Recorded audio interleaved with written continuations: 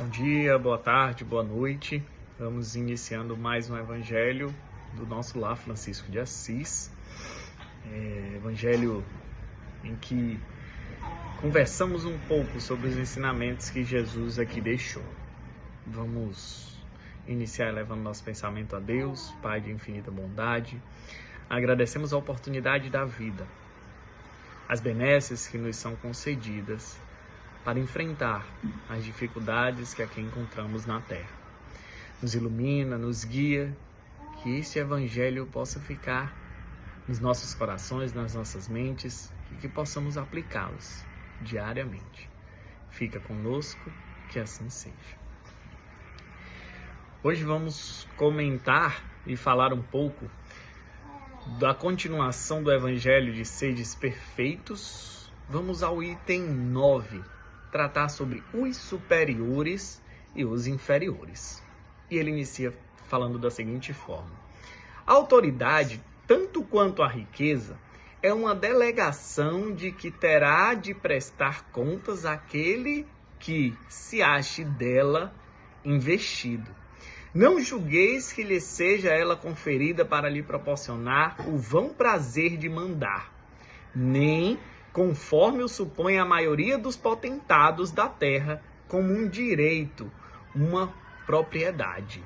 Deus, aliás, lhes prova constantemente que não é nenhuma nem outra coisa, pois que deles a retira quando lhe apraz. Se fosse um privilégio inerente às suas personalidades, seria inalienável. A ninguém cabe dizer que uma coisa lhe pertence quando lhe pode ser tirada, sem seu consentimento. Deus confere a autoridade a título de missão ou de prova, quando entende, e a retira quando julga conveniente. Então, assim é Deus trazendo a nossa responsabilidade, trazendo que a gente não detém poderes eternamente. Primeiro que a gente tem o entendimento de que estamos aqui só de passagem e que a Terra é uma escola de aprendizado. Se é uma escola de aprendizado, passamos por estágios, passamos por momentos e sabemos e devemos sempre ter esse entendimento de que os cargos que ocupamos, seja de altos graus, podem ser retirados a qualquer momento, se assim Deus perceber ou entender, na verdade, que não estamos fazendo bom uso. E outra coisa, iremos lá na frente, quando do desencarne, ter que entender e prestar contas o que fizemos deles, ou como agimos. E é muitas vezes quando a gente diminui as pessoas pelos cargos em que a gente está. A gente se acha superior a determinadas pessoas. E aí ele traz ainda a questão do julgamento. Não julgueis a fim de que não sejam julgados. Então o julgamento é algo muito sério, né? Que a gente deve ter muito cuidado quando a gente vai julgar alguém, porque a gente também tem nossas falhas, nossos defeitos, e deles seremos cobrados. E aí continua: quem quer que seja depositário de autoridade, seja qual for a sua extensão, desde a do Senhor sobre o seu servo, até a do soberano sobre o seu povo, não deve olvidar que tem almas a seu cargo, que responderá pela boa ou má diretriz que dê aos seus subordinados, e que sobre ele recairão as falhas que estes cometam, os vícios a que sejam arrastados. Em consequência dessa diretriz ou dos maus exemplos, do mesmo modo que colherá os frutos da solicitude que empregar para os conduzir ao bem. Todo homem tem na terra uma missão, grande ou pequena, qualquer que ela seja, sempre lhe é dada para o bem.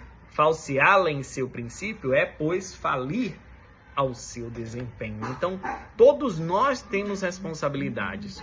Todos nós temos missões a cumprir aqui na Terra. Então, a gente tem sempre que valorizar essas missões e buscar cumpri-las, independente de quais sejam, independente em quais funções estamos exercendo. Então a gente tem essa responsabilidade e sempre buscando o que Cristo disse, que é a prática do bem, a prática do amor. Então é isso que nos é responsabilizados e que a gente deve colocar em prática em todos os momentos, que às vezes a gente acha que só quando a gente ou está no trabalho lá do nosso lar, falando ou escutando, é que a gente percebe da nossa missão o que a gente deve fazer. Mas, na verdade, em todos os momentos, nos ambientes de trabalho, principalmente, que são os ambientes em que a gente passa a maior parte do tempo.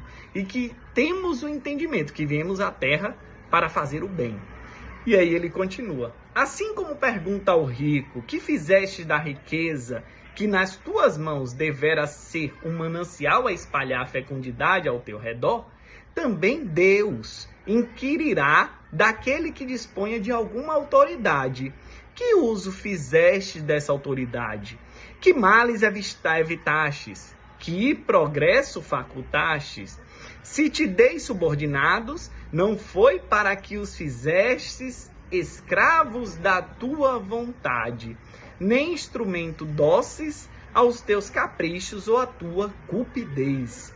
Fiz-te forte e confiei-te os que eram fracos, para que os amparasse e ajudasse a subir ao meu seio. Então estamos nos nossos cargos elevados, aqueles que estão nos cargos elevados, é para estar confiado a ti, irmãos subordinados, que precisam avançar. Todos nós, independente da nossa missão, estamos aqui para a gente progredir, para a gente avançar. Então, será perguntado o que fizestes daqueles subordinados que te confiei. A mesma coisa, assim, vão perguntar aos pais o que fizestes dos filhos que confiei. E aí, traz a mesma analogia e a nossa responsabilidade perante isso.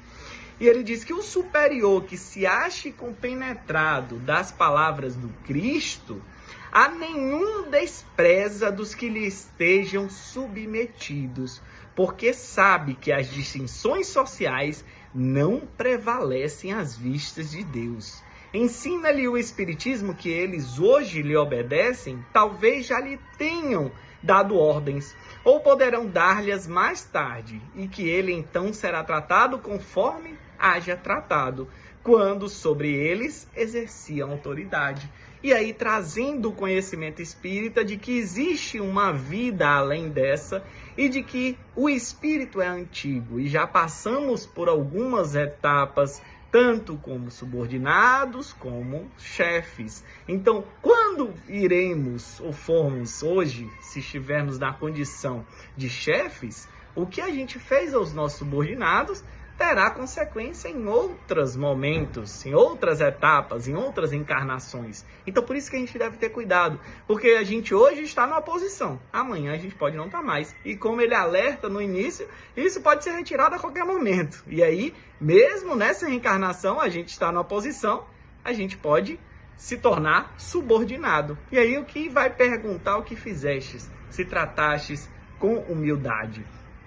E aí ele finaliza dizendo, numa palavra, solicita o sentimento do dever, oriundo da fé, e a certeza de que todo afastamento do caminho reto implica uma dívida que cedo ou tarde terá que pagar.